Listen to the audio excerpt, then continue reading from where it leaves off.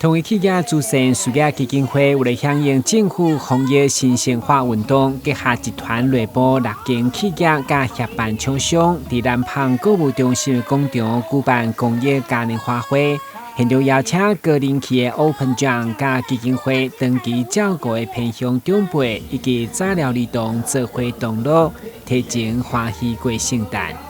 好帅啊！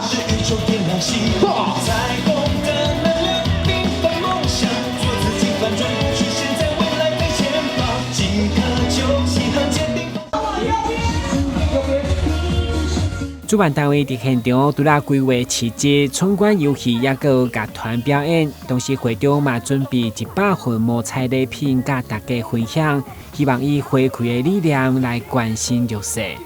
统一社会福利慈善基金会成立到今天已经超过43年的时间。那这个过程当中，我们有钱出钱，有力出力，总是希望说能够将企业获得的一些资源也用之于社会。然后让我们的社会更充满了一个和谐。在我们的长期的赞助帮忙这些团队里面，包含了我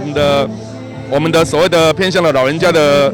一个食堂，还有我们偏向的课舞班、才艺班等等呢。我们大概都会将这些老人家的小朋友把它聚集起来，然后在每一个大型的节日之前，然后大家齐聚一堂，来共享这样的欢乐的氛围。那我们也希望说，透过今天的这样的一个平台的方式，将一个活动的一个正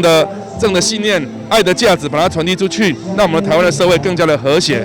进前疫情，大家拢困伫厝，透过嘉年华，互长辈甲囡仔行出户外放松心情。主办单位表示，未来会持续举办公益活动来回馈社会，善尽企业的社会责任。台南新闻，阮是何乔邦采访过的。